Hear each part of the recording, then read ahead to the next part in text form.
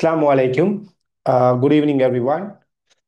So நம்ம போன கிளாஸில் நம்மளோட மாடல் பேப்பர் டிஸ்கஷனில் வந்துக்கிட்டு கடைசியாக 13வது கேள்வி பார்த்தோம் இல்லையா? 13வது கேள்வி வரைக்கும் பார்த்துருந்தோம்.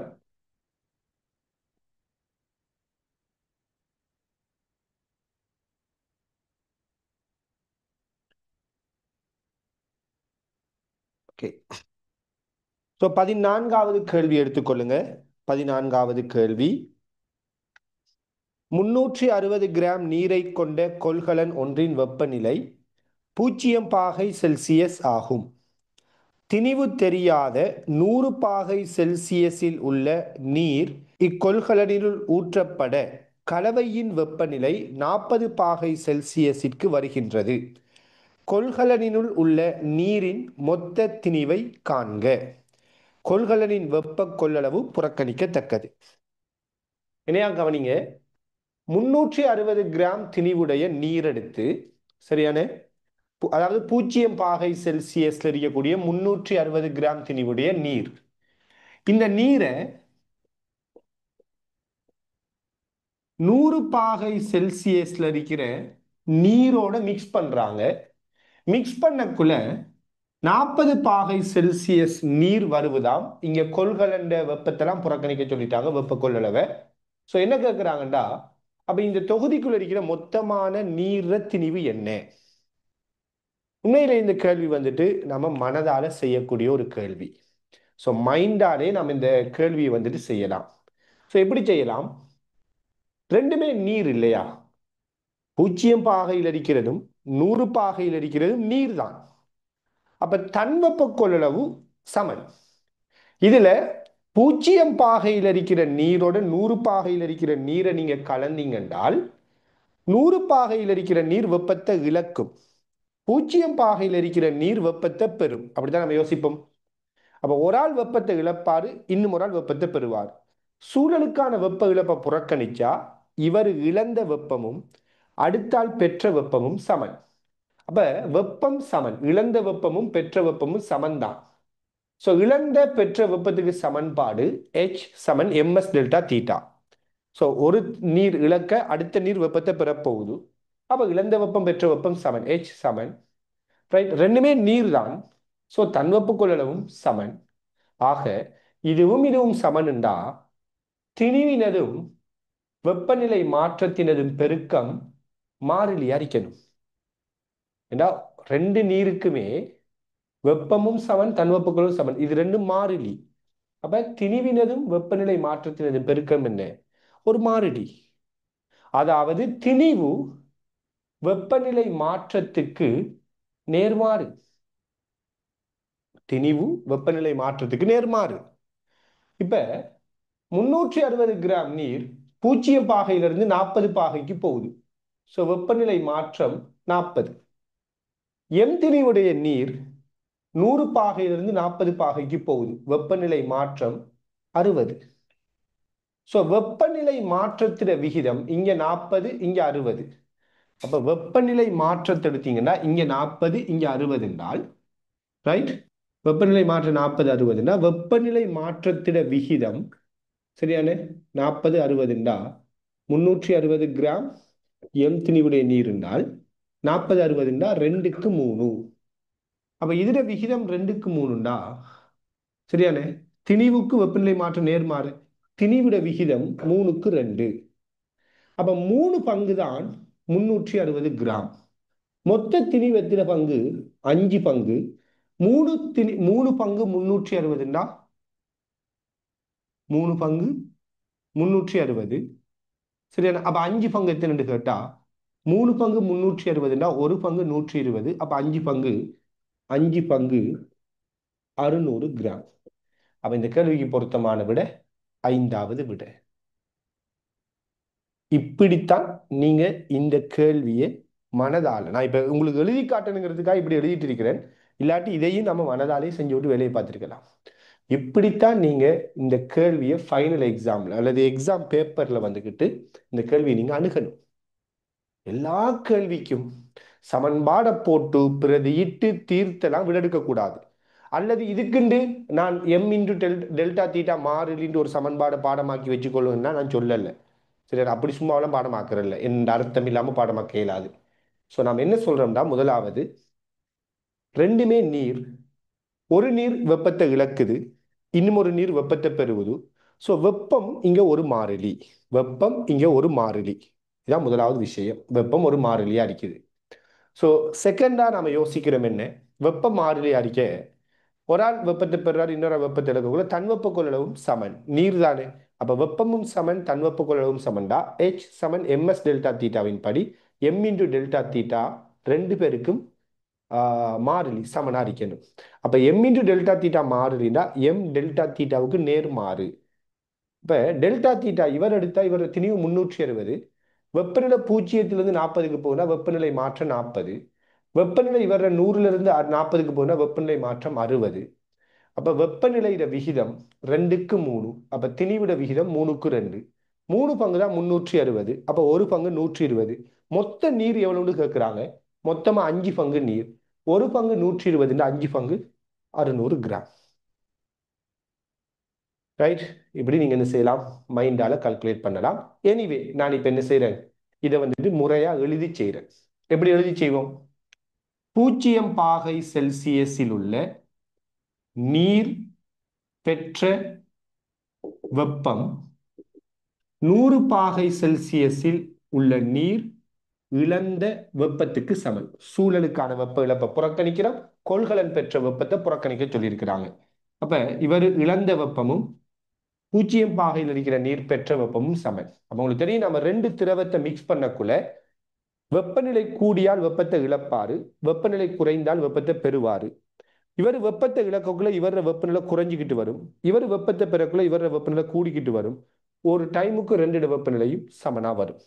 ஆக இவர் இழந்த பெற்ற வெப்பம் இவர் இழந்த வெப்பத்துக்கு சமன். இப்ப 0 பாகையில் இருக்கிற நீர் பெற்ற வெப்பம் என்ன வரும்? 0 பாகையில் இருக்கிற நீர திணிவு, அதுல தன்வெப்ப கொள்ளளவு, அதுல வெப்பநிலை மாற்றம் என்ன வரும்? இறுதியா இருக்கிற வெப்பநிலை 40, ஆரம்ப வெப்பநிலை 0. எல்லாம் விளங்கிக் கொள்ளுங்க. பெற்ற வெப்பமா இருந்தால், நம்மளோட ரிவிஷன் கிளாஸ்லையும் இதெல்லாம் பேசுறோம். பெற்ற வெப்பமா இருந்தால் இறுதி வெப்பநிலையிலிருந்து ஆரம்ப வெப்பநிலையை கழிங்க.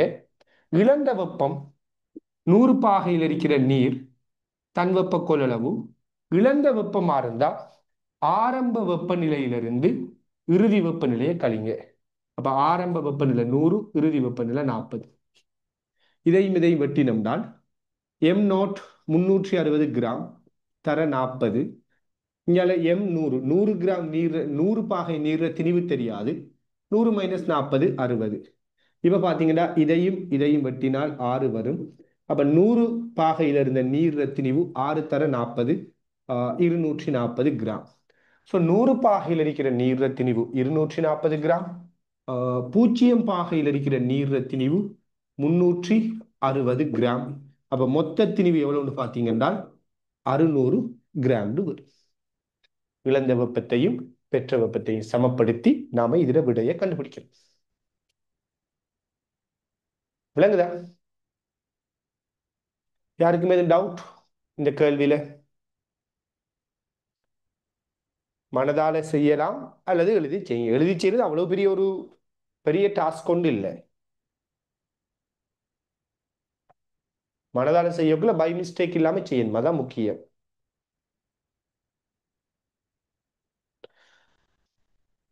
ஓகே, இப்ப நாம அடுத்த 15வது கேள்விக்கு வரலாம். 15வது கேள்வி, பொருளொன்றின் மீதான விளையுள் விசை பொருளின் தானத்துடன் ஏற்படுத்தும் மாறல் வரைவில் காட்டப்பட்டுள்ளது. பொருளொன்றின் மீதான விளையுள் விசை பொருளின் தானத்துடன் ஏற்படுத்தும் மாறல் வரைவில் காட்டப்பட்டுள்ளது. x=0 தானத்தில் ஓய்வில் இருந்த பொருளானது 0.09 மீட்டர் தூரம் பயணித்த பின் 3 மீட்டர் பெர் செகண்ட் எனும் வேகத்தை அடையும் எனின் பொருளின் திணிவு யாது? சோ பாருங்க, ஒரு பொருளோட இடப்பெயர்ச்சி, அதாவது அதுல தானம் ஒரு வகையில இடப்பெயர்ச்சி, நேர வரைவு, இடப்பெயர்ச்சி, இடப்பெயர்ச்சியோட விசைக்கான கிராஃபை தந்து, ரைட், இந்த டைம்ல இருக்கிற வேகத்தையும் தந்து பொருளோட திணிவு என்ன அப்படின்னு கேட்கிறாங்க. எல்லாம் விலகிக் கொள்ளுங்க. இந்த பொருள் மீது தொழிற்படுகின்ற விளையுளான விசை இந்த வை அச்சில இருக்குதுண்டா. விளையுளான விசையா இருக்கிறது. தெளிவாக நீங்க படிக்கணும்னா இது விளையுளான விசையா இருக்கணும். விளையுளான விசையும் இடப்பெயர்ச்சி, ஒரு பொருள இடப்பெயர்ச்சியும் தரப்படுவதா. விசை இடப்பெயர்ச்சி வரைபட பரப்பானது செய்யப்பட்ட வேலையை தரும்ங்கிறது எல்லாருக்குமே தெரிஞ்ச ஒரு விடயம் இல்லையா. விளையுள் விசைக்கும் இடப்பெயர்ச்சிக்குமான கிராஃப் செய்யப்பட்ட வேலையை தரும். இதுல இந்த மாதிரி விளையுள் விசைக்கும் இடப்பெயர்ச்சிக்குமான கிராஃப் செய்யப்பட்ட வேலையை தரும்னால் அந்த வேலையை நாம விளையுள் வேலை என்று சொல்லணும். இப்படி ஒரு உடல் மீது தொழிற்படுகின்ற விளையுளான வேலை அந்த உடல்ல ஏற்படுத்தப்படுகின்ற இயக்க சக்தி மாற்றத்துக்கு சமன் இல்லையா. நல்லா புரிஞ்சு கொள்ளுங்க. ஒரு உடல் மீது தொழிற்படுகின்ற ஒரு உடல் மீது செய்யப்பட்ட விளையுளான வேலைதான் அதுல இயக்க சக்தி மாற்றத்துக்கு சமனா வரும். ரைட். அப்ப விளையுலா செய்யப்பட்ட வேலை இயக்க சக்தி மாற்றத்துக்கு சமன். அந்த வகையில விளையுலா செய்யப்பட்ட வேலைக்கு நாம இந்த விளையுள் விசை இடப்பெயர்ச்சிக்கான இந்த கிராஃப்ல பரப்ப கண்டுபிடிக்கிறோம். அப்ப ஹாஃப் அரைத்தர அடி 0.09 தர குத்துயரம் 3. இதான் செய்யப்பட்ட வேலை, அதாவது பரப்பு. இயக்க சக்தி மாற்றம் ஆரம்பத்துல இந்த பொருள் ஓய்வில் இருக்குது. கடைசியா இவர் 3 மீட்டர் பெர் செகண்ட் வேகத்தை அடைஞ்சிருக்கிறாரு. எனவே இயக்க சக்தி மாற்றம் half m v வர்க்கம், v வர்க்கம் 3 வர்க்கம்னு வரப்போகுது. இப்ப பாருங்க, half half அவுட், ஒரு 3 அவுட். 0.09 இந்த 3ஆல பிரிச்சு விட்டீங்க என்றால் 0.03 கிலோகிராம் வரும். ரொம்ப சிம்பிளான ஒரு கேள்வி ஒன்று. 15வது கேள்வியும் ஒரு இலகுவான கேள்விதான். விளங்குதா. வெறும் விசை இடப்பெயர்ச்சினாலே உடனே படம் தான், நமக்கு செய்யப்பட்ட வேலையை தான் தருவான். அடுத்த வேகத்தை தரான், திரும்ப கேட்கிறாங்கன்னா ஓகே செய்யப்பட்ட வேலை, விளையுலா செய்யப்பட்ட வேலைங்கிறது இயக்க சக்தி மாற்றம். அப்ப விளையுலா செய்யப்பட்ட வேலையை இயக்க சக்தி மாற்றத்துக்கு சமப்படுத்தி விட்டா டிரெக்டா நமக்கு விட. ஸோ பெரிய ஒரு கஷ்டமான ஒரு விஷயமே இல்லை. ரைட். அடுத்து 16வது கேள்விக்கு வருவோம். 16வது கேள்வி.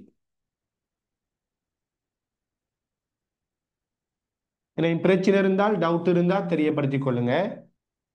விளையாட்டு மைதான வழுக்கிகளில் பிள்ளைகள் ஓய்விலிருந்து வழுக்குகின்றனர். உருவில் காட்டியுள்ள சம உயரம் மேற்பரப்பின் உராய்வு குணகம் சமமாக உள்ள இரு வழுக்கிகள் உருவில் காட்டப்பட்டுள்ளன. ஒரு பிள்ளையின் அழுத்த சக்தி இயக்க சக்தியின் மாற்றம் தொடர்பாக சரியானது. பாருங்க, ஒரே உயரத்திலிருந்து 2 ஸ்லைடர் மூலமாக வழுக்கக்கூடிய அமைப்பை காட்டியிருக்கிறாங்க. 2 ஸ்லைடர் மூலமாக வழுக்கக்கூடிய அமைப்பு காட்டப்பட்டிருக்குது. ஸோ இப்படியான ஒரு அமைப்பை காட்டி என்ன கேட்குறாங்க, இங்கிருந்து ஒரு பிள்ளை வந்துகிட்டு என்ன செய்தாம், அப்படியே வழுக்கி கொண்டு இங்க வரக்குள்ள இந்த பிள்ளை மீது ஏற்படுத்தப்பட்ட அழுத்த சக்தி இயக்க சக்தி மாற்றம் என்னன்னு கேட்குறாங்க. ரொம்ப சிம்பிள் இல்லையா. முதலாவது அழுத்த சக்திண்டா, இந்த இடத்துல இவர உயரமும் சமன்டால் ஆரம்பத்தில் இந்த அழுத்த சக்தி mgh என்று சொல்லுவோம். அதே போல இங்க இருக்குதுண்டா, அப்பயும் அழுத்த சக்தி mgh. தரையை வந்து அடையுது, தரையில நம்ம அழுத்த சக்தியை 0 எடுக்கிறோம். அப்ப அழுத்த சக்தி மாற்றம் இங்கிருந்து இங்க வரக்குள்ளையும் இங்கிருந்து இப்படி இங்க வரக்குள்ளையும் அழுத்த சக்தி மாற்றம் என்னையா தான் இருக்க போகுது, சமனா தான் இருக்க போகுது. உயரம் சமன் தானே, 2 பேரும் ஒரே உயரத்திலேயே. ஒரு பிள்ளையை வச்சுதான் இந்த கேள்வி கேட்கிறாங்க. அப்ப h உயரத்தில் இருக்கிற ஒரு பிள்ளை இங்க வருவது, அழுத்த சக்தி மாற்றம் mgh. h உயரத்தில் இருக்கிற ஒரு பிள்ளை இங்க வருவது, தரைக்கு வருவது, அழுத்த சக்தி மாற்றம் mgh தான். சோ அழுத்த சக்தி மாற்றம் சமன். விளங்குதா. அழுத்த சக்தியில் ஏற்பட்ட மாற்றத்தை பத்தி கேட்கிறாங்க, அது 2 சமன். அடுத்தது இயக்க சக்தி. ஆரம்பத்துல இங்க ஓய்வுல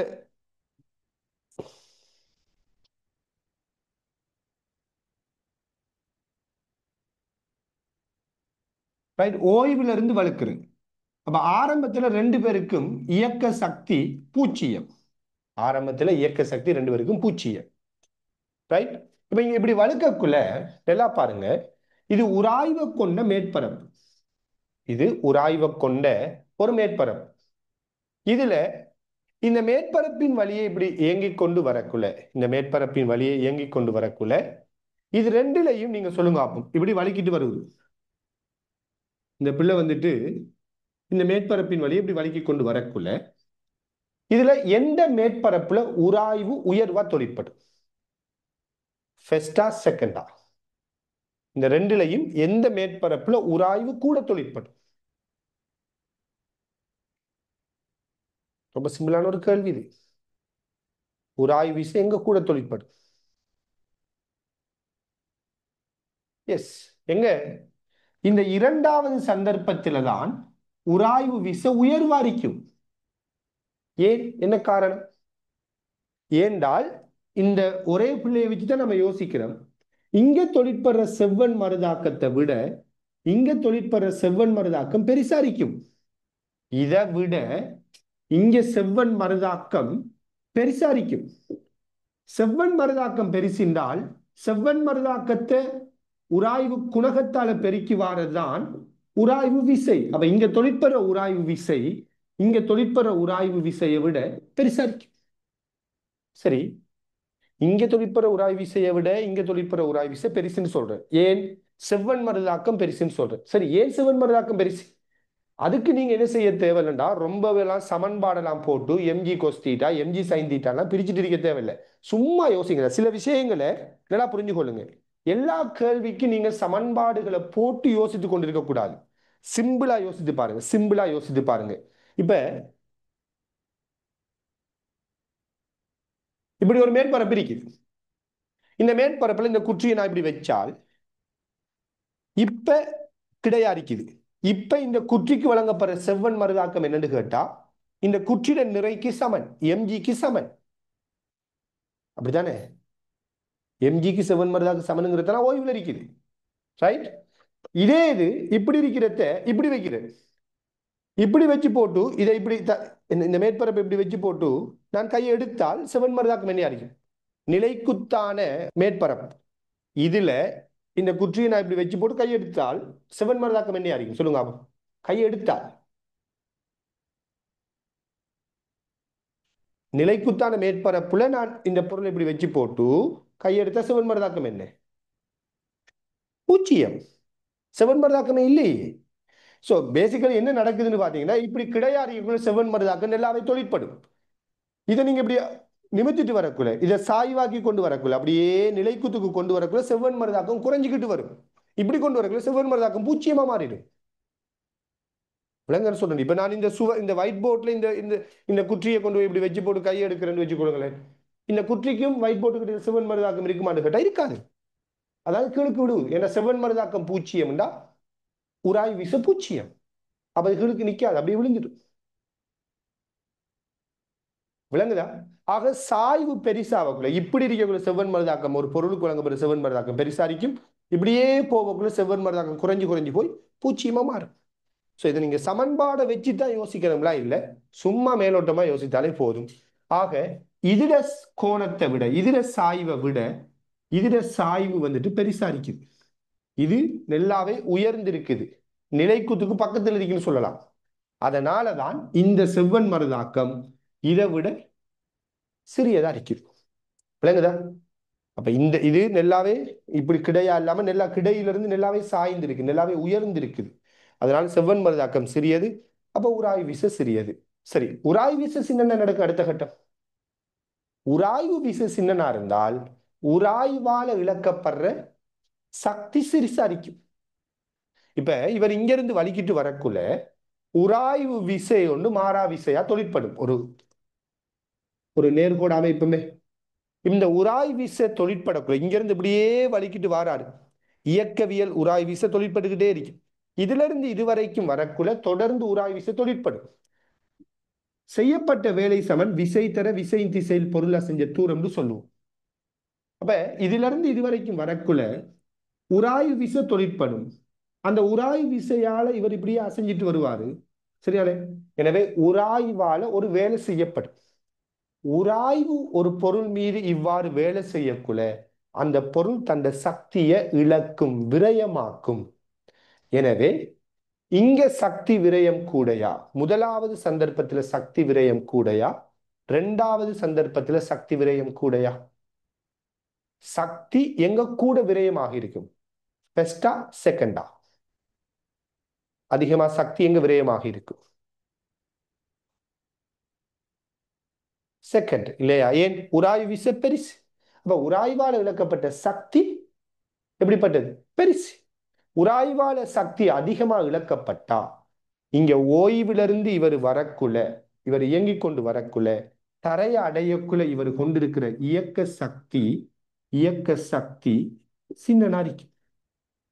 தரையை அடையக்குள்ள இவர் கொண்டிருக்கிற இயக்க சக்தி பெருசாரிக்கு. சோ இயக்க சக்தி மாற்றம் யாருக்கு பெருசுண்டா? முதலாவது சந்தர்ப்பத்துல தான் பெருசு. ஏன்னா முதலாவது சந்தர்ப்பத்துல உராய்வால பெருசா சக்தி இழக்கப்பட்டிருக்காது. அப்ப இந்த இடத்துல இருந்த அழுத்த சக்தியில அதிகமானது இயக்க சக்தியா மாறி இருக்கும்.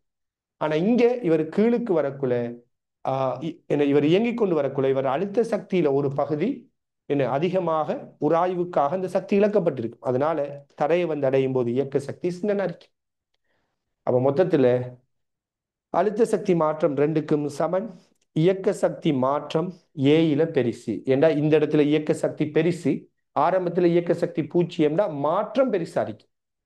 இங்க இயக்க சக்தி பூஜ்ஜியம், இங்க இயக்க சக்தி சிறுசுண்டா மாற்றமும் சிறுசா இருக்கும். அப்ப ஏயில இயக்க சக்தி பெருசா வரணும், அழுத்த சக்தி சமனா வரணும். சோ பொருத்தமான விட இரண்டாவது விட. சரியான? இதுல என்ன விஷயம்டா, இந்த கேள்வியில நமக்கு இன்னொரு பெனிஃபிட்டா போன விஷயம் என்னண்டா, இந்த உராய்வு விசையும் பெரியது, இது இயங்குற தூரமும் பெருசு. ரெண்டாவது ஒரு காரணம் இருக்குது. உராய்வு விசையும் பெருசா இருக்குது, இது தரையை அடைகிறதுக்கு பயணித்த தூரம் சின்ன, இது தரையை அடைகிறதுக்கு பயணித்த தூரம் பெரியது.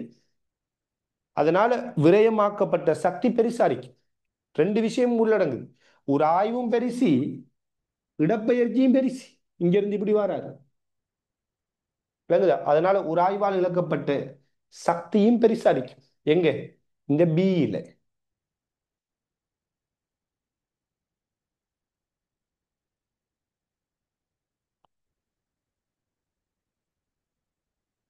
ரைட். இது தொடர்பா யாருக்கும் எதுவும் டவுட்? 16வது கேள்வி தொடர்பா யாருக்கும் எதுவும் டவுட்? சின்ன சின்ன கேள்விகள் எல்லாமே. இது இவ்வளவு நாம பேச வேண்டிய அவசியம் இல்லை. மனதால செய்யற ஒரு கேள்வி. இதுக்கெல்லாம் என்ன கல்குலேஷன்? ஒரு கல்குலேஷனும் இல்லை. அழுத்த சக்தி மாற்றம் சமனுங்கிறது எல்லாருக்குமே சிம்பிளா கண்டுபிடிக்கக்கூடிய ஒரு விஷயம். இயக்க சக்தி அவ்வளவு பெரிய விஷயமும் இல்லை. இதை விட இங்க உராய்வு வந்துட்டு பெரிசாரிக்கும், மருதாக்கம் பெரிசாரிக்குது, உராய்வு பெரிசாரிக்குங்கிறது அவ்வளவு பெரிய விஷயமே. உராய்வு பெரிசா இருந்தா தரை அடையக்குள்ள இயக்க சக்தி சின்ன அரிக்கும்ங்கிறது பெரிய விஷயமே. விளங்குதா? கேள்வியை நம்ம பெரிசா யோசிக்க ஆரம்பிச்ச மாதிரி இருந்தா தான் சிக்கல் படுவோம். இப்ப சிம்பிளான ஒரு மேலோட்டமான கேள்விதான் இது எல்லாமே. அடுத்து 17வது கேள்வி யோசிச்சு பாருங்க. என்ன அழகா ஸ்கோர் பண்ணக்கூடியது இல்லையா? ரைட், அழகாவே ஸ்கோர் பண்ணலாம் இந்த கேள்விகள்ல. மூடிய கொள்கலன் ஒன்றின் வெப்பநிலை மாறாதிருக்க அதன் கனவளவு மாற்றப்பட அதனுள் உள்ள தனி ஈரப்பதன் வரைபில் காட்டியவாறு மாறுகின்றது. கொள்கலத்தின் கனவளவு 3 மீட்டர் கனம் ஆக உள்ள போது அதனுள் உள்ள சார் ஈரப்பதன் அன்னளவாக என்ன அப்படின்னு சொல்லி கேட்கிறாங்க. கவனிங்க. தனி ஈரப்பதனுக்கும் கனவளவுக்குமான கிராஃபை தாராங்க. சரியான? 3 மீட்டர் கனமாக இருக்கும் போது தனி ஈரப்பதன் என்ன அப்படிங்கிறதான் கேள்வி.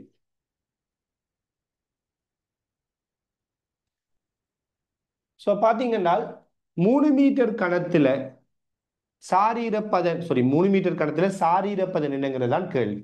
சோ பாத்தீங்கன்னா சாரீரப்பதனை நாம கனவளவோட தொடர்பு படுத்தி ஒரு சமன்பாடு படிக்க முடியும். சில பேர் படிச்சிருப்பீங்க, சில பேர் பொதுவா நான் படிப்பிக்கிறது உண்டு இந்த சமன்பாடு. சில சில சில பேர் படிப்பிக்கிறாங்க, சில பேர் பெரும்பாலானர்கள் படிப்பிக்கிறது என்றே சொல்லலாம். கொஞ்சம் பேர் படிப்பிக்கிறாங்க. பெரும்பாலான ஆட்கள் இந்த கனவளவோட தொடர்படுத்தியும் ஒரு சமன்பாடை உருவாக்கலாம்ங்கிறத படிப்பிக்கிறது குறைவு. எனவே சாரீரப்பதனுக்கு கனவளவோட தொடர்புடைய சமன்பாடு என்ன அப்படின்னு பார்த்தீங்கன்னா என்ன சொல்லுவோம்னால், நிரம்பல் நிலைய மாறா வெப்பநிலையில கனவளவை மாத்தி மாத்தி சரியான மாறா வெப்பநிலையில கனவளவை மாத்திகின்ற சந்தர்ப்பத்துல சாரீரப்பதனுக்கான தொடர்படுத்தம்தான் நிரம்பல் நிலையில நிரம்பல் நிலைய அடையிற கனவளவுக்கும் சார் ஈரப்பதன் துணியப்பட வேண்டிய கனவளவுக்கும் இடையிலான 100 வீதத்தை தான் நாம சார் ஈரப்பதனுக்கான சமன்பாடை அறிமுகப்படுத்துவோம். அதாவது நிரம்பல் நிலையை அடைகின்ற கனவளவு V0, சாரீரப்பதன் துணியப்பட வேண்டிய கனவளவு V. அந்த வகையில பாத்தீங்களா இருந்தால் இந்த எக்ஸாம்பிள்ல உங்களுக்கு தெரியும், நாம பொதுவா ஒரு என்ன நீராவியை கொண்ட, நான் இது தியரிய கூட பேசல, இது பெரிய பெரிய ஒரு பகுதி. இது நீராவியை கொண்ட ஒரு கொள்கலன் இருக்குதுன்னால் நீங்க அந்த கொள்கலண்ட கனவளவை வெப்பநிலையை மாறாம கனவளவை குறைச்சி குறைச்சி வந்தீங்கன்னா தனி ஈரப்பதன் கூடிக்கிட்டே வரும். தனி ஈரப்பதம் இப்படியே கூடிக்கிட்டு வரும். ஏண்டா தனி ஈரப்பதன்ங்கிறது திணிவின் கீழ் கனவளவு, திணிவு மாறிலி. அப்ப தனி ஈரப்பதன் கனவளவுக்கு நேர்மாறு. அப்ப கனவளவு குறைய குறைய தனி ஈரப்பதன் கூடிக்கிட்டே வரும். அதான் இப்படியே காரணம். அப்ப ஒரு என்ன ஒரு கொள்கலண்ட கனவளவு நீங்க குறைக்க குறைக்க தனி ஈரப்பதன் இந்த மாதிரி இந்த பிவி வரைவு மாதிரி இப்படி கூடிக்கிட்டே வரும். வந்து ஒரு டைமுக்கு பிறகு தனி ஈரப்பதன் மாறாது. கனவளவு குறைச்சிக்கிட்டே வாரம் ஒரு குறிப்பிட்ட கனவளவை அடைஞ்சதுக்கு பிறகு நீங்க என்னதான் கனவளவு குறைச்சாலும் தனி ஈரப்பதன் மாறாது. ஏன், என்ன காரணம்? அந்த டைம்ல அவரு நிரம்பல் நிலைய அடைஞ்சிட்டாருன்னு அர்த்தம். அதாவது இந்த இடத்துல அவரு நிரம்பல் நிலைய அடைகிறாரு. சோ இதுக்கு பிறகு நீங்க கனவளவை குறைக்கக்குள்ள இங்க என்ன நடக்கும்னா, கனவளவுக்கு நேர் விகித சமனாக அங்க இருக்கிற நீராவிட அளவும் குறைஞ்சுக்கிட்டு இருக்கு. அப்ப இதுவரைக்கும் நீங்க கனவளவு குறைஞ்சிக்கிட்டு வரக்குள்ள நீராவிட திணிவு வந்துட்டு மாறாது. நிரம்பல் நிலையை அடைஞ்சிட்டா இதுக்கு பிறகு நீங்க கனவளவு குறைக்கக்குள்ள இங்க இருக்கிற நீராவி நீராக ஒடுங்க ஆரம்பிக்கும். அதனால நீராவிட திணிவும் கனவளவுக்கு நேர்விகித சமனா குறையும். விளங்குதா? அவன் திணிவு குறையக்குள்ள கனவளவு குறையக்குள்ள திணிவும் குறையிறத்தால தனி ஈரப்பதன் என்ன செய்யும்னா மாறாம இருக்கு. அப்ப நிரம்பல் நிலை அடைஞ்சது பிறகு ஏன் தனி ஈரப்பதன் மாறாம இருக்குதுன்னா, நீங்க கனவளவை குறைக்க குறைக்க குறைக்க அதுக்கு நேர்விகித சமனா திணிவும் நீராவிட திணிவும் குறையும். அதனால தனி ஈரப்பதன் மாறாம இருக்கும். இதான் அந்த கிராஃப் இல்லையா? சும்மா மேலோட்டமா ஃபாஸ்டா சொன்னேன். எனிவே அந்த வகையில நிரம்பல் நிலையை அடைகிற கனவளவு 2 மீட்டர் கனம், நிரம்பல் நிலையை அடைய ஆரம்பிக்கிற கனவளவு 2 மீட்டர் கனம், சாரீரப்பதன் துணியப்பட வேண்டிய கனவளவு 3 தர 100. சொல்லப்போனா இவ்வளவுதான் இந்த கேள்வி. அப்ப என்ன வரும்? 2/3 தான் 66.67 வீதம் என்று வரும். சரியா? அப்ப பொருத்தமான விட என்ன வரும்? அன்னளவான பருமனை கேட்கிறாங்க, 67 வீதம் 4வது விட வரும். அன்னளவான பருமன் என்னதான் கேட்டிருக்கிறாங்க. இப்ப 4வது விட வரும். விளங்குதா? அடுத்து இது நான் இதை வேகமா சொல்லியிருந்த பிள்ளைகள், இது வந்துகிட்டு நம்ம ஹீட் ரிவிஷன்ல வந்துட்டு இது எல்லாமே நாம ரொம்பவும் நிதானமாகவே இந்த ரிவிஷன் பகுதியில பார்க்க முடியும். சரியான? அப்ப ஹீட் ரிவிஷன்ல இந்த பகுதி வரலையே. ஹீட் ரிவிஷன்ல வந்துட்டு என்ன செய்வோம், நம்ம இன்ஷா அல்லாஹ் இதை வந்துட்டு மெதுவாக இந்த சமன்பாடெல்லாம் எப்படி வந்தங்கிறதுக்கு இல்லாட்டியும் ஓரளவுக்கு மெதுவாக இதை வந்துட்டு ரிவைஸ் பண்ணி விடுவோம். ஓகே, 18வது கேள்வி. அதிரும் ஓர் இசைக்கவையானது ஒரு முனை மூடப்பட்ட குழாயின் வாயின் அருகில் வைக்கப்பட்டுள்ளதை உரு காட்டுகின்றது. குழாயினுள் பரிவு நிகழ்கின்றதாயின் பின்வரும் கூற்றுக்களுள் சரியானது.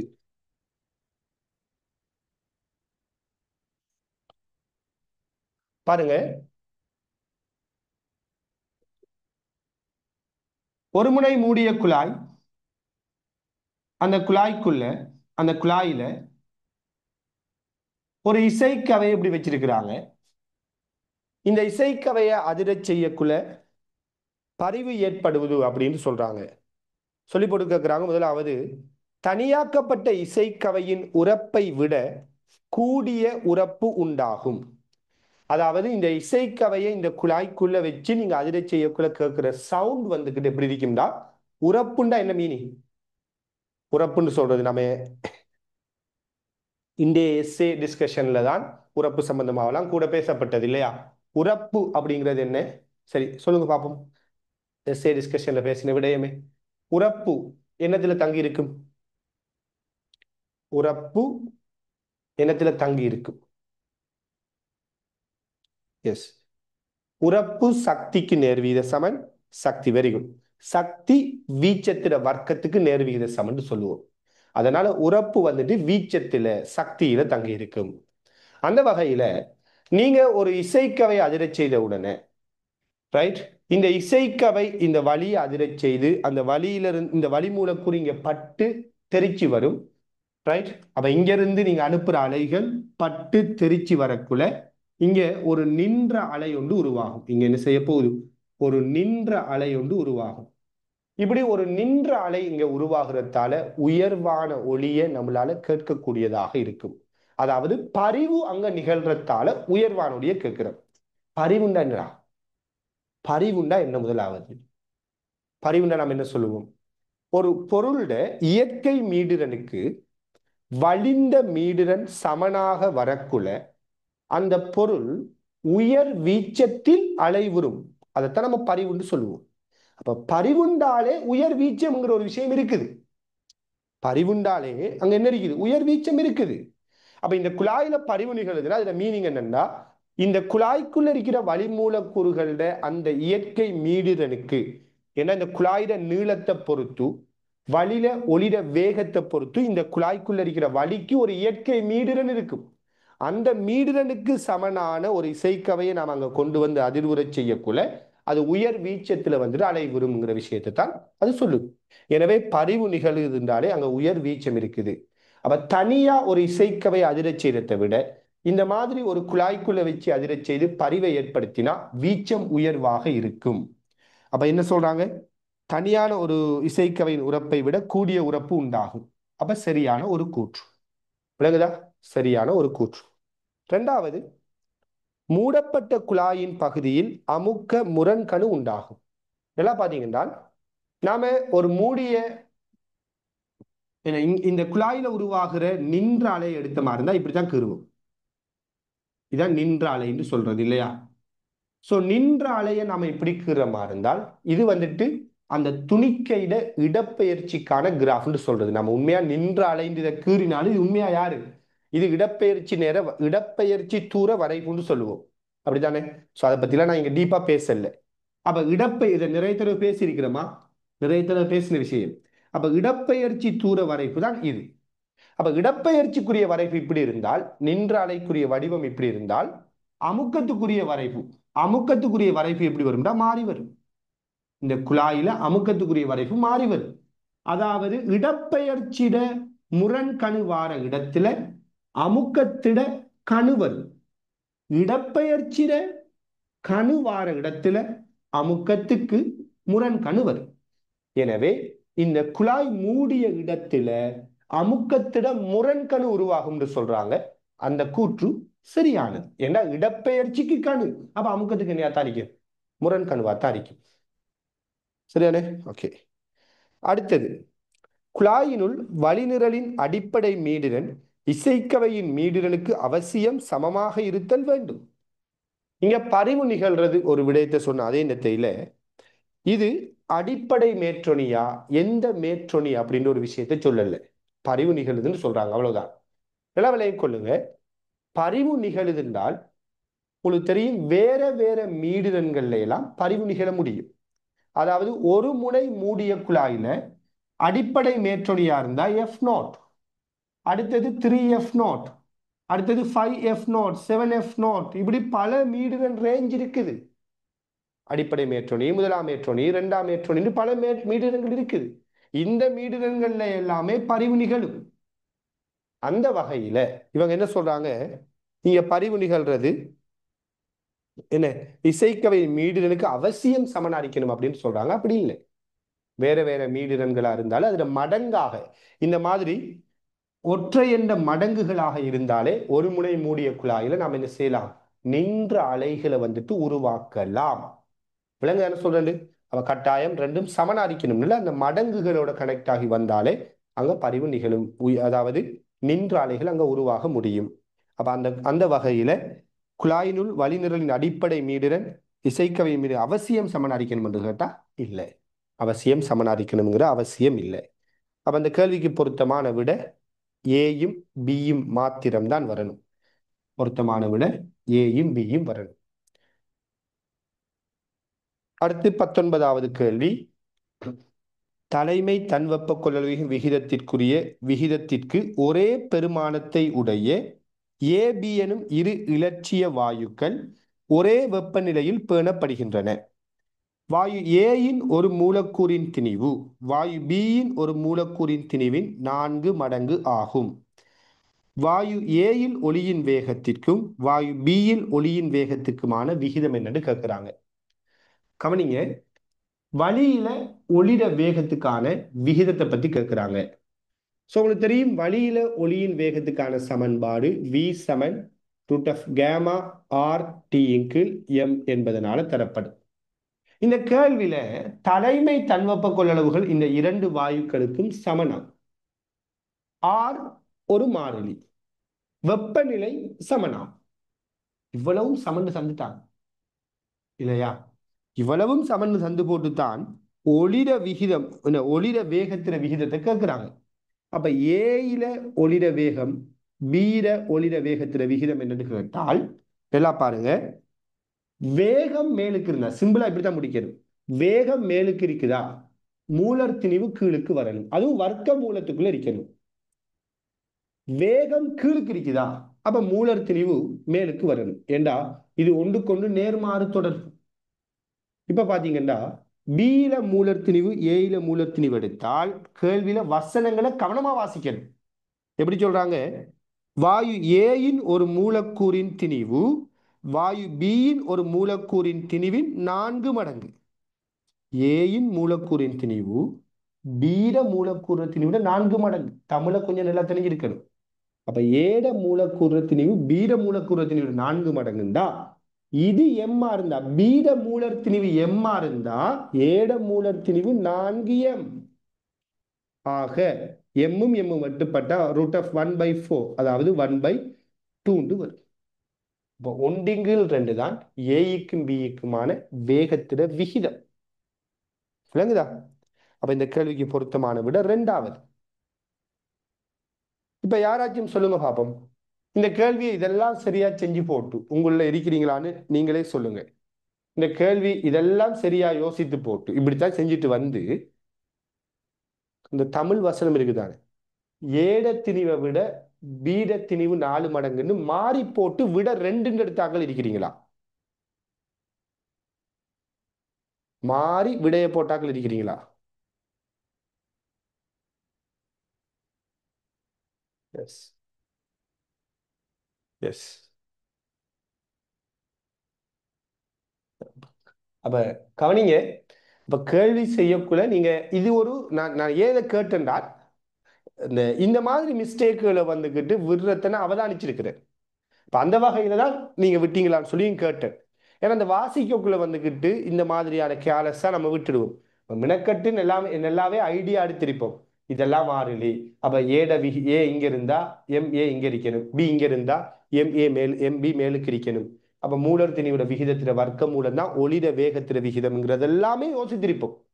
ஆனா ரொம்ப சிம்பிளான ஒரு விஷயத்தை மாட்டிடுவோம். அதாவது இந்த மூலர் திணிவோட விகிதங்களை யோசிக்கக்குள்ள வசனத்தை மாறி யோசிப்போம். அப்ப நல்லாவே அந்த இடத்துல கவனமா வாசிங்க. ஏட மூலர் திணிவு பீட மூலர் திணிவை விட 4 மடங்கு. அதாவது பீட திணிவு எம்ண்டா ஏட திணிவு 4m. விளங்குதா? அப்ப இதுக்கு பிறகு இந்த மாதிரி மிஸ்டேக் விட்டாக்கள் ரைட், இதுக்கு பிறகு நீங்க விடக்கூடாது. இப்படி ஒரு வசனம் வருது, அதை விட இது 4 மடங்கு, இதை விட இது 3 மடங்கு, இந்த மாதிரி வசனம் வந்தால் நீங்க அலர்ட் ஆகிருங்க. நான் வந்துட்டு விடுற ஒரு ஆள், எனக்கு இந்த பிரச்சனை இருக்குது, அப்ப கவனமா வாசிக்கணும், அப்படி ஒரு முடிவு எடுத்துக்கொள்ளுங்க. இந்த மாதிரி பை மிஸ்டேக்ல விடாதீங்க, அது கவலைக்குரிய விஷயம். அடுத்து 20வது கேள்வி, ஒப்பமான கிடை மேற்பரப்பின் மீது டி நீளமான சீரான கோல் ஒன்று உருவில் காட்டியவாறு ஒரு முனையில் சுழலையிடப்பட்டுள்ளது. அப்புள்ளி பற்றி கோல் சுயாதீனமாக சுழல வல்லது. நேர்கோட்டு உந்தம் பி ஐயுடன் கோலம் ஒன்று ஓய்விலுள்ள கோலை மோதிய பின் பி எஃப் எனும் உந்தத்துடன் எதிர் திசையில் பின்னதைக்கின்றது. மோதுகை நடந்து அடுத்த கணத்தில் கோலின் கோண உந்தம் என்ன? மோதுகைந்து வந்தாலே இதுக்கு முதல் நாம என்னோட பேப்பர் டிஸ்கஷன்ல நான் சொல்லியிருந்தேன், மோதுகை சேருது, ஒட்டுது, பிரியுது, வெடிக்குது, இந்த கூத்து நடந்தாலும் அங்க உந்த காப்பு தத்துவம் அப்ளை ஆகும் இல்லையா? சோ இங்க நாம உந்த காப்பு தத்துவத்தை எப்படி அப்ளை பண்ண போறோங்கிறத பத்தி மட்டும்தான் நம்ம யோசிக்கணும். பாருங்க, ஒரு கோல் இப்படி இருக்குது, அதுவும் நாம நேர்கோட்டு உந்தம் கோண உந்தத்தெல்லாம் கனெக்ட் பண்ணியெல்லாம் நல்ல நல்ல டீப்பான ஒரு கேள்வியெல்லாம் ஆல்ரெடி பார்த்திருக்கிறோம், அப்படித்தானே? ஸோ இதுக்கு முதல் எக்ஸாம்லேயே நம்ம அந்த மாதிரி ஒரு கேள்வியை தான் 25வது கேள்வியாக செஞ்சிருந்தோம். இப்ப பாருங்க, டி வேராக்கம்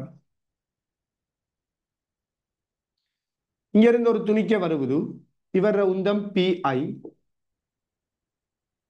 மோதினத்துக்கு பிறகு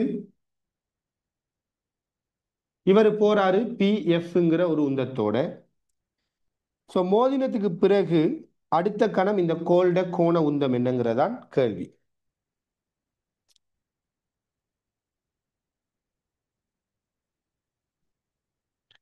ஓகே, கவனிங்க. நாம் என்ன செய்வோம்னால், மோதிரத்துக்கு முதல் இந்த தொகுதிர ஆரம்ப கோண உந்தத்தையும் மோதிரத்துக்கு பிறகு இந்த தொகுதிர இறுதி கோண உந்தத்தையும் சமப்படுத்துவோம். ஏண்டா இந்த சின்ன திணிவு இந்த கோலத்துக்கும் இந்த கோலுக்கும் வெளியிலிருந்து யாருமே புற முறுக்கத்தை கொடுக்கல. ஏண்டா ஒரு கிடைத்தளத்தில் இருக்குது, ஒப்பமான கிடைத்தளத்துல வேற இருக்குது. அப்ப இந்த தொகுதிக்கு வெளியிலிருந்து யாருமே முறுக்கத்தை கொடுக்காததால நாம் என்ன செய்வோம், இந்த தொகுதிக்கு கோண உந்த காப்பு தத்துவத்தை பாவிப்போம்.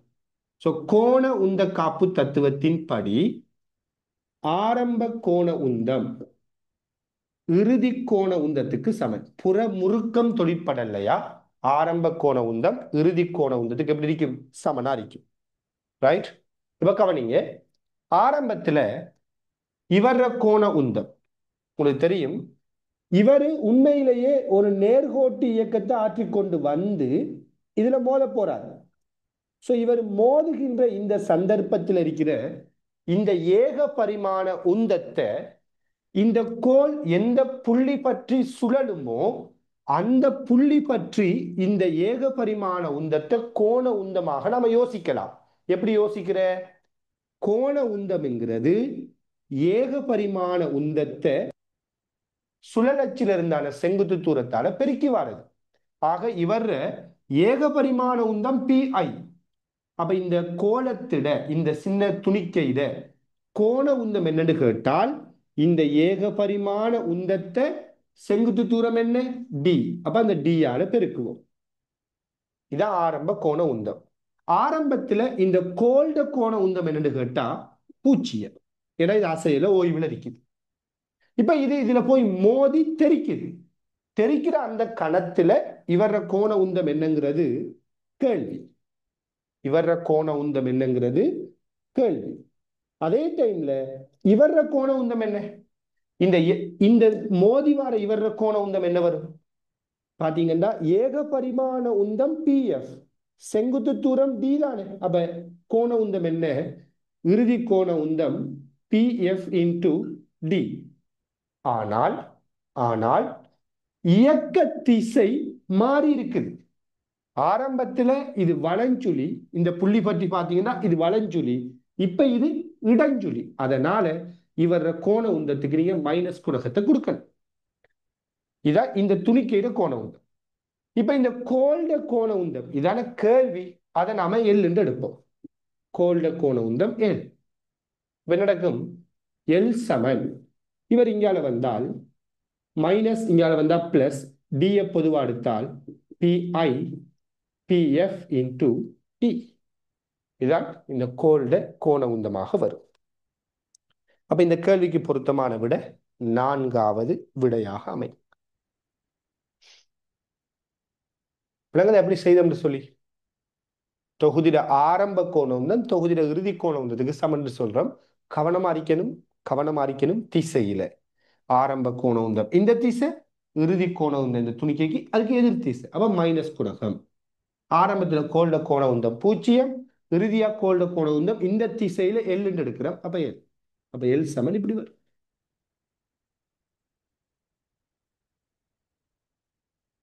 அடுத்து 21வது கேள்வி.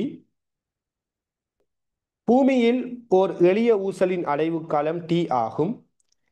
ஊசல் புவியை விட 3 மடங்கு ஈர்ப்புப்புல வலிமையுடைய ஒரு கோளிற்கு கொண்டு செல்லப்படும் போது அதன் அலைவு காலம் என்ன? பூமியில மேற்பரப்புல ஒரு எளிய ஊசல் அலைவு காலம் டீயா.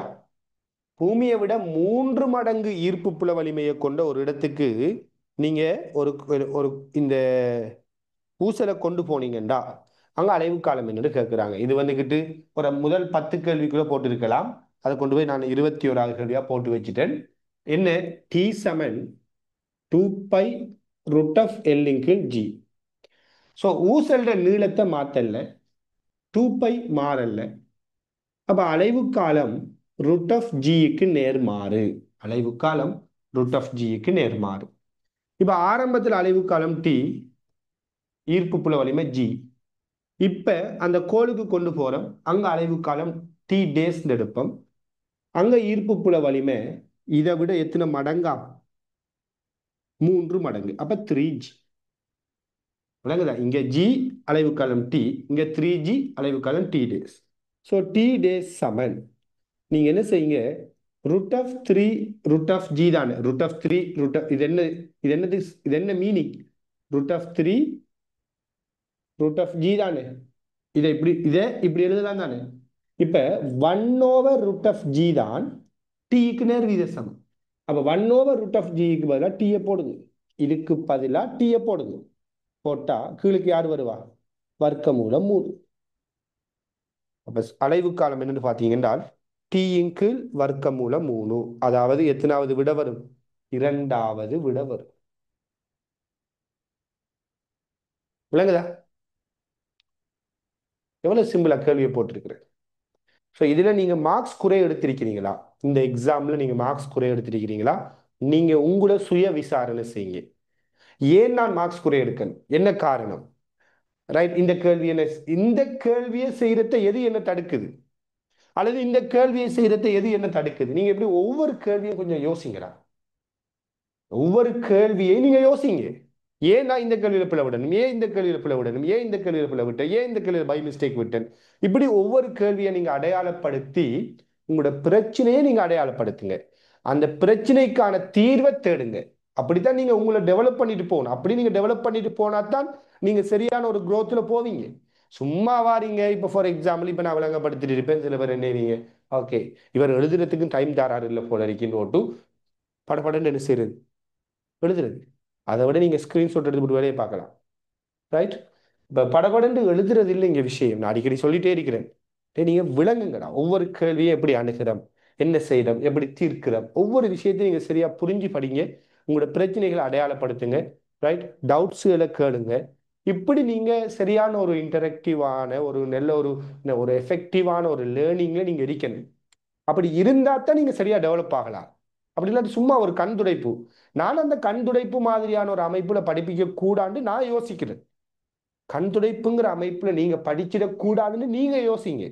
அதாவது நான் எப்படி யோசிக்கிறேன்னா, நான் கொடுக்குற விஷயங்கள் உங்களுக்கு எஃபெக்டிவா இருக்கணும், சரியான ஒரு விஷயத்த கொடுக்கணும், சரியான வழியில கொடுக்கணும். அப்பதான் உங்களோட நீங்க வந்துட்டு சரியா முன்னேறலாம்னு நான் யோசிக்கிறேன். உண்மையா அப்படி யோசிக்க போய் தான் கேள்விகளை போடக்குள்ள இந்த ரைட் நாம சொல்ற மாதிரி இப்ப ரிவிஷன்ல இது போகுதா, அப்ப இதை பேஸ் பண்ணி எஸ்ஏ செய்வோம், இதை பேஸ் பண்ணி ஸ்ட்ரக்சரை செய்வோம். ரைட். எம்சிக்கு டிஸ்கஷனா, எம்சி டிஸ்கஷன்ல எப்படி கேள்விகளை போடுவோம், அப்ப கூடுதலா எதுக்குள்ள கேள்வியை போடுவோம்.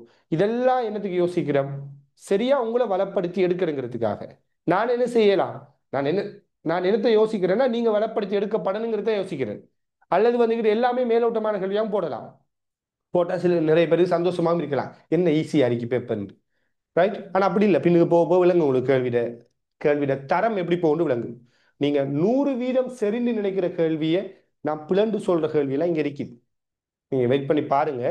நீங்க 100% இதுதான் விடன்னு நினைச்சிட்டு இருப்பீங்க. டோட்டலி அதுக்கு மாற்றமான விடையை நான் சொல்லுவேன். அப்படியான கேள்விகளை அந்த இந்த கேள்வி இந்த எக்ஸாம்ல போட்டுருக்கிறேன். அப்ப என்ன சொல்றேன்னா, ஏன் இதை போடணும்னா உங்களுக்கு அந்த விஷயங்கள் கிடைக்கணும். ரைட், இது ஒரு புது ஐடியாவா இருக்கிறேன். ஃபார் எக்ஸாம்பிள் சொல்லுமே, நான் ஏதாச்சும் புக்ஸில் ரீட் பண்ணக்குள்ளேயோ அல்லது நான் ஏதாச்சும் படிப்பிக்கக்குள்ளே எனக்கு ஒரு ஐடியா வரும்.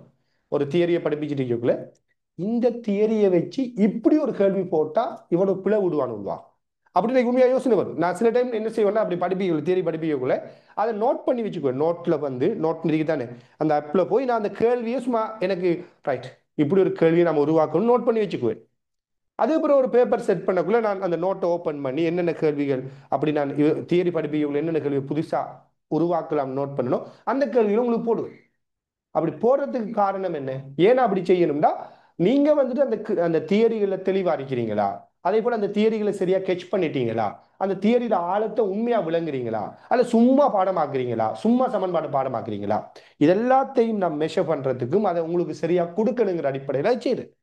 ரைட், இப்ப நான் இப்ப என்ன சொல்ல வரேன்டா, நாங்க படிப்பிக்கக்குள்ள நீங்க வந்துட்டு ஒரு சரியான ஒரு எஃபெக்டிவான ஒரு என்ன ஒரு டீச்சிங்கா இருக்கணும்னு நாங்க யோசிக்கிறோம்.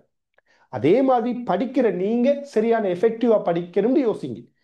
எஃபெக்டிவா படிக்கணும்டா விஷயம் என்னண்டா, நான் இப்ப என்ன பேசிட்டு இருக்கணும் அது உங்களுக்கு விளங்கணும். நான் என்னத்தை சொல்றேங்கிறது நீங்க அண்டர்ஸ்டாண்ட் பண்ணணும். அதாவது நீங்க அவதானமா இருக்கணும், பேசுறத விளங்கி கொள்ற நிலையில் இருக்கணும். ரைட், சும்மா வெறுமனை பார்த்து பார்த்து பார்த்து எழுதி படிக்கிறாங்களா இருக்கக்கூடாது. அந்த லெவல்ல நீங்க அவதானிச்சு விளங்கி கொள்ளணுங்கிற முயற்சியோட படிக்கிறீங்களா, பிசிக்ஸ பிசிக்ஸா படிக்கிறீங்களா, அடிக்கடி அடிக்கடி சொல்லிக்கிட்டே இருக்கிறேன். பிசிக்ஸ பிசிக்ஸா படிங்க, பயாலஜி மாதிரி படிக்காதீங்க. குந்திருந்து சும்மா இருந்து பாடமாக்கி பாடமாக்கி எல்லாம் படிக்காதீங்க. அப்படியெல்லாம் படிக்காம நான் சொல்ற மாதிரியான அமைப்புல விளங்கி விளங்கி நீங்க படிக்க போனீங்கன்னா தான் பிசிக்ஸ் சரியான ஒரு ஓட்டத்துக்கு வந்து சேரும்.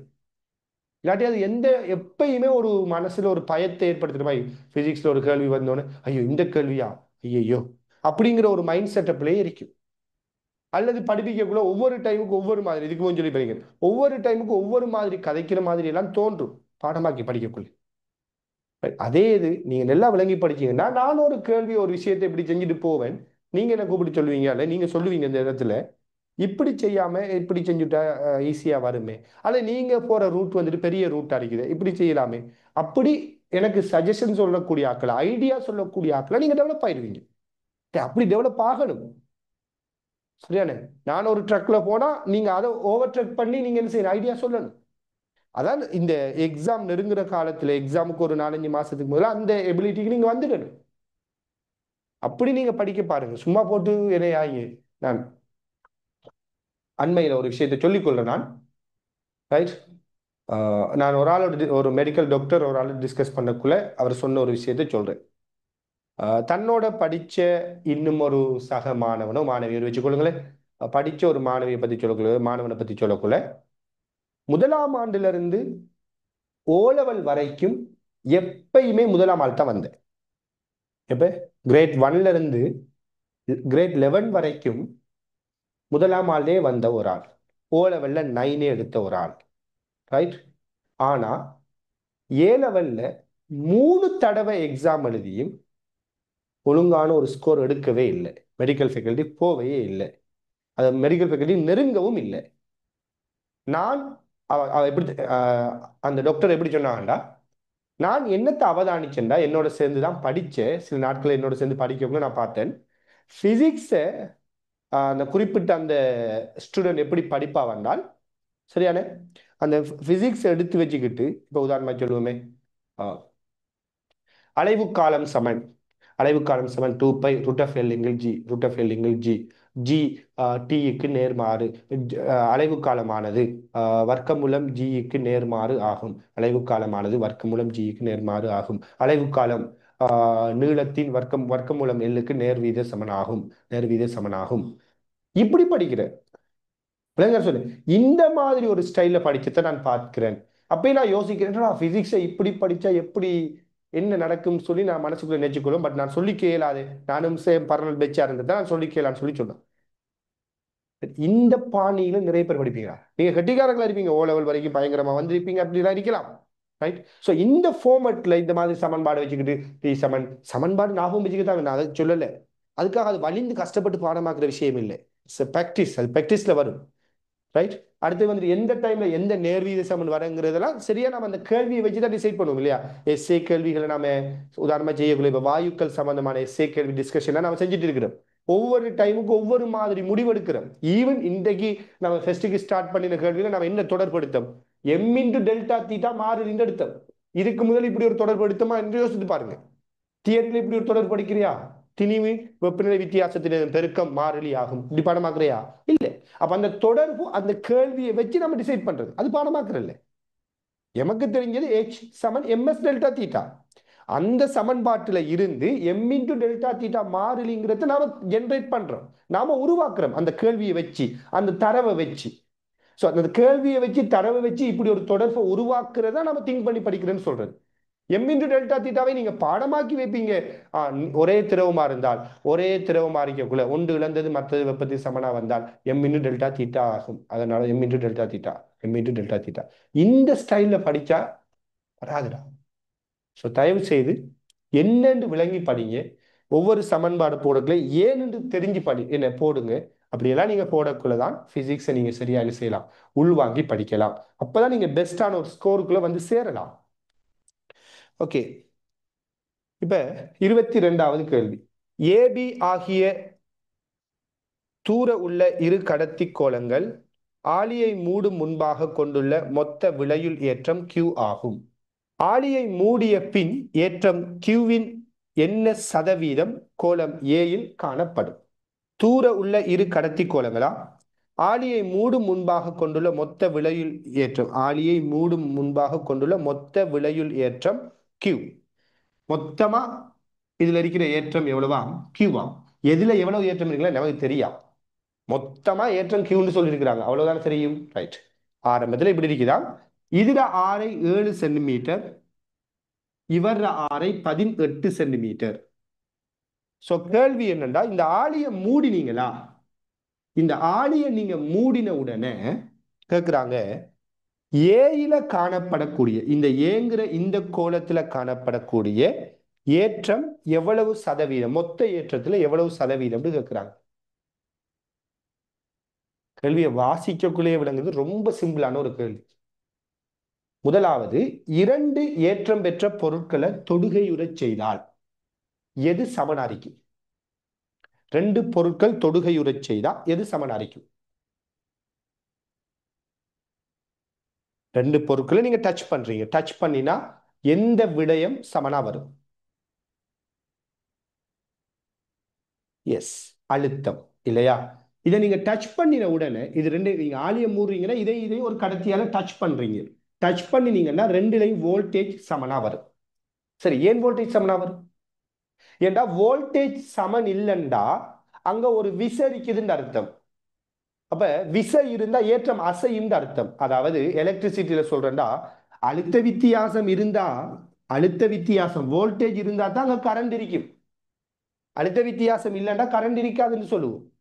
அப்ப இந்த 2 கோலங்கள்லையும் ஏற்றம் சமநிலையை அடைஞ்சிட்டு ரெஸ்ட் ஓய்வுக்கு வந்துட்டுண்டா மீனிங் என்னண்டா, ரெண்டுலையும் அழுத்தம் சமனா இருக்குன்ற அர்த்தம்.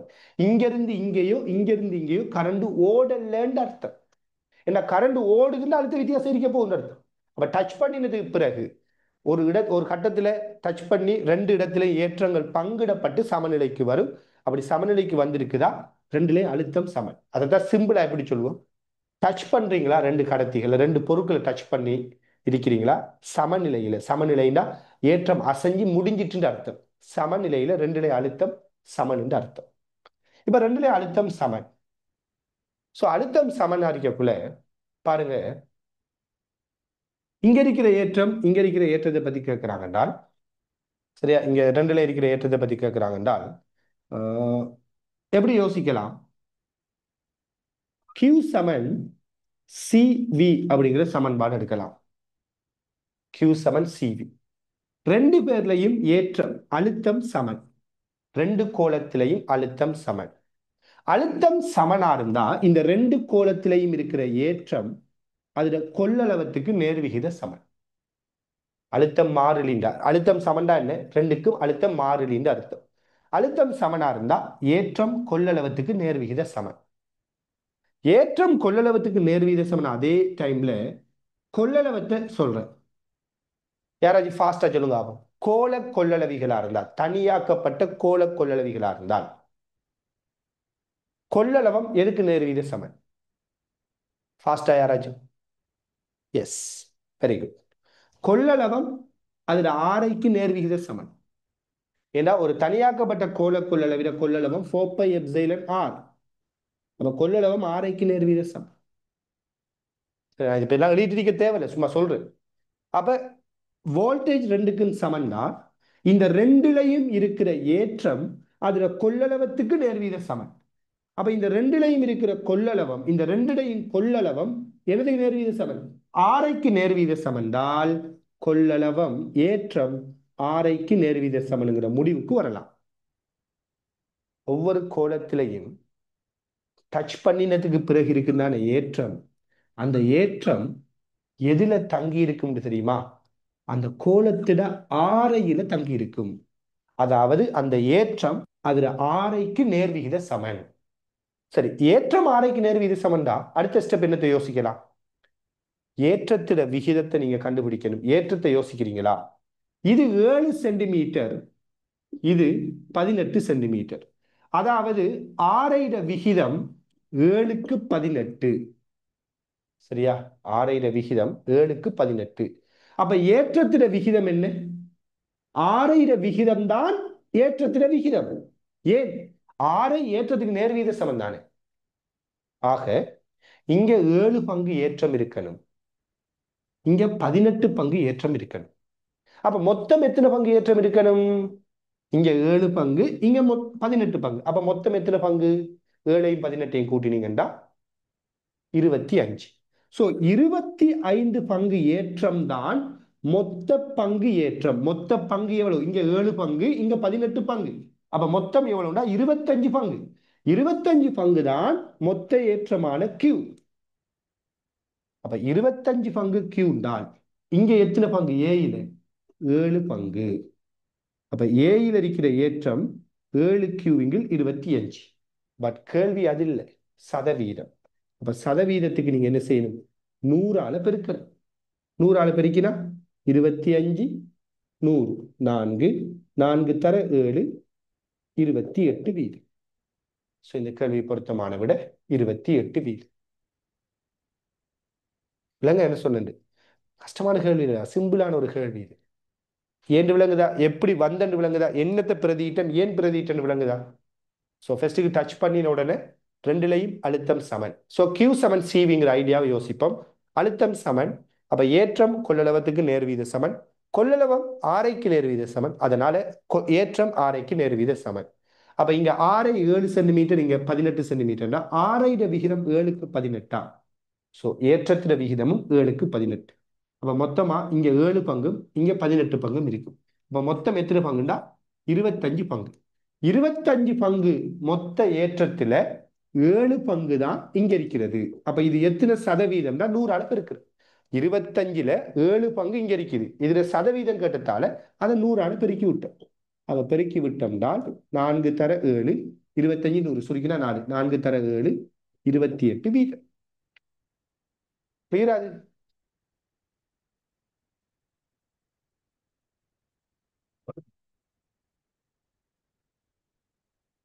சரி, இந்த கேள்வியில நான் ஏன் தூரத்தில் இருக்கிற ஏற்றம்னு சொல்லணும்? தூரத்தில் இருக்கிற ரெண்டு கோலம்னு சொல்லியிருக்கேன். கொஞ்சம் பாருங்க ஆபம். ரெண்டு கோலமும் தூரத்தில் இருக்கிற வேற சொல்லி வச்சிருக்கிறேன் ஸ்டார்டிங்ல.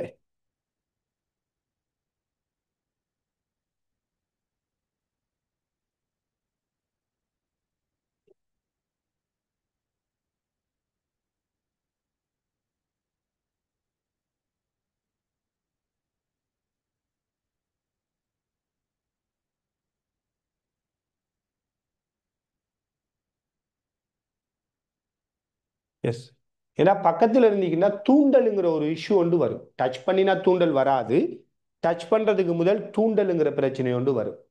அடுத்து டச் பண்ணினதுக்கு பிறகும் இது ஒரு தனி ஒரு கோலம், இதை ஒரு தனி ஒரு கோலமா எடுக்கணும்னா ரெண்டும் பக்கத்து பக்கத்துல இருக்கக்கூடாது. தனியாக்கப்பட்ட கோலம் மாதிரி யோசிக்கணுங்கிறதால தான் இதை தூரத்தில் இருக்கிற கோலம் எடுக்கிறோம். அப்பதான் 4πε/rங்கிறத பாவிக்கலாம். சரியானே? நம்ம தூரத்தில் எறியக்குள்ளதான் 4πε r என்று இது ஒரு கொள்ளளவியாகவும் இதை இன்னும் ஒரு கொள்ளளவியாகவும் தனித்தனி கொள்ளளவியா யோசிக்க முடியும். எனவே அடுத்து 23வது கேள்வி. உருவில் காட்டப்பட்டவாறு F1 F2 குவிய நிலங்களை உடைய இரு குவிவு வில்லைகள் D வேறாக்கத்தில் வைக்கப்பட்டுள்ளன. D F1 + F2 ஆக இருப்பின் இத்தொகுதியின் விளையுள் குவிய நீளம் F ஐ தருவது. இரண்டு குவிவு வில்லைகள் F1 + F2 வேறாக்கத்தில் வைக்கப்பட்டிருக்குதாம். விளையுள் குவிய நீளம் என்ன அப்படின்னு ஒரு கேள்வியை கேட்டிருக்கிறாங்க. என்னன்னா வளமையா வந்துகிட்டு பெரும்பாலும் கேள்விகள் சேர்மான வில்லைகள குவிய நிலம் நம்மகிட்ட கேட்கிறேன்னா ரெண்டையும் ஒன்றோடு ஒன்று தொடுத்த மாதிரி தான் வைப்பாங்க இல்லையா? இதோட இது டச் பண்ணின மாதிரி தான் வைக்கிறேன். ஆனா இங்க டச் பண்ணாம ஒரு கெப்ல வச்சிருக்கிறாங்க. இந்த கெப் வந்துட்டு என்னதுக்கு சமனா? F1 + F2க்கு சமனா. ஒரு கெப்ல வச்சிருக்கிறாங்க. அந்த கெப் எவ்வளவா? F1 + F2க்கு சமனா இருக்குதுன்றால் இந்த சேர்மான வில்லை இந்த தொகுதியில குவிய நிலம் என்ன? ஸோ பார்த்தீங்கன்னா கேள்வியில் இந்த மாதிரி ஒரு சமாந்திர ஒளிக்கற்றைகளை தந்திருக்கிறாங்க. ஸோ சமாந்திர ஒளிக்கற்றைகளை வச்சுத்தான் நம்ம பொதுவாக குவிய நீளங்களை வரையறுப்போம். எப்படி? ஒரு வில்லையை நோக்கி முதலச்சுக்கு சமாந்திரமாகவும் அண்மையாகவும் ஒளிக்கதிர் அனுப்பினா அந்த ஒளிக்கதிர்கள் எந்த புள்ளியில குவியுமோ அந்த புள்ளியை தான் குவிய புள்ளின்னு சொல்லுவோம். இதை பத்தி நாம லைட்ஸ்ல அதே மாதிரி லைட்ஸ் ரிவிஷன்ல எல்லாம் பேசினோம். ஏன் முதலச்சுக்கு சமாந்தரமாகவும் அண்மையாகவும் இருக்கணும்? அதுக்கு நம்ம காரணம் சொன்னோம். முதலச்சுக்கு ஏன் அந்த ஒளிக்கதிர் அண்மையா அடிக்கிறதுங்கிறதுக்கெல்லாம் காரணம்லாம் சொல்லியிருந்தேன் இல்லையா? அப்ப முதலச்சுக்கு சமாந்தரம் அண்மையா இப்படி ஒளிக்கதிர் அனுப்பிட்டீங்கன்னா இந்த ஒளிக்கதிர் வந்துட்டு என்ன செய்யும்? ஒரு புள்ளியில குவியும். அந்த புள்ளி இவர குவிய நீளம் F1 அடிக்கும்.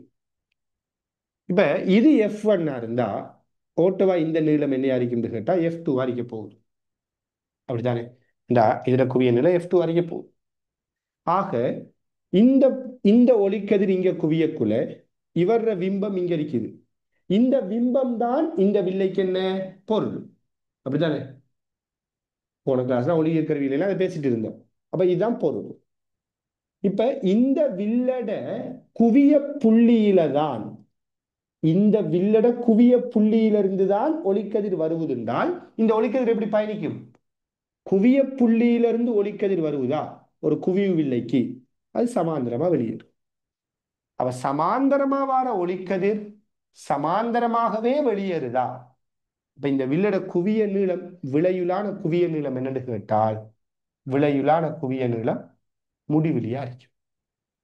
சமாந்தரமா வாரது சமாந்தரமாகவே போகுதுண்டா விளையுளான குவிய நீளம் என்ன? முடிவிலியாக இருக்கு.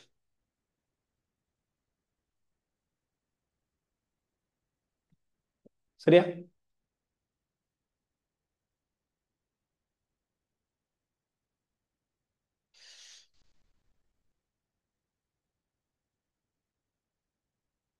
என்ன இந்த ஒளிக்கதிர் எங்க சந்திக்கும்? முடிவிலியா சந்திக்கும். அப்ப எது எங்க சந்திக்குமோ அதான் குவிய நிலம். அப்ப முடிவில சந்திக்கும்னா குவிய நிலம் முடிவிலி. Okay okay. ஸோ ஸோ இதோட இந்த கேள்வி இந்த பகுதியை நான் இப்போதைக்கு நிப்பாட்டுறேன். ஸோ இதோட தொடர்ச்சியை இன்ஷா அல்லாஹ் நம்ம விட அடுத்த கிளாஸ்ல நாம செய்வோம். அடுத்த என்ன விடயம்டா பிள்ளைகள், உங்களுக்கு அடுத்த ஒரு 50 MCQ கொண்ட ஒரு மாடல் பேப்பர் டிஸ்கஷன் வந்துகிட்டு இருக்கும். ஸோ இந்த வீக்கில் அதுக்கு அடுத்த சாரி இந்த மண்டேல நெக்ஸ்ட் மண்டே அதுக்கு அடுத்த மண்டே வந்துகிட்டு உங்களுக்குரிய MCQ 50 MCQ இருக்குது. அப்போ கட்டாயம் வந்துக்கிட்டு எல்லாரும் ஒழுங்காக படித்து நல்ல ப்ரிப்பேர் ஆகி அந்த எக்ஸாமை ஃபேஸ் பண்ணணும். சரியான? ஸோ உங்களில் பெஸ்ட்டான மார்க்ஸ் என்னங்கிறதெல்லாம் நாங்கள் வந்துட்டு பப்ளிஷ் பண்ணுவோம். ஸோ அந்த வகையில் இந்த எக்ஸாமுக்குரிய மார்க்ஸ் வந்துட்டு பப்ளிஷ் பண்ணப்படும். ஸோ நீங்கள் அதில் பெஸ்ட் ஸ்கோர் எப்படி இருக்குது, நான் எப்படி இருக்கிறேன் அப்படிங்கிற விடயங்களை நீங்கள் ஒப்பிட்டு பார்த்து கொள்ளுங்கள். ஓகே. ஜஸாக்கல்லாஹ் ஹைர். அஸ்ஸலாமு அலைக்கும் வரஹ்மத்துல்லாஹி வபரகாத்துஹு. பாய்.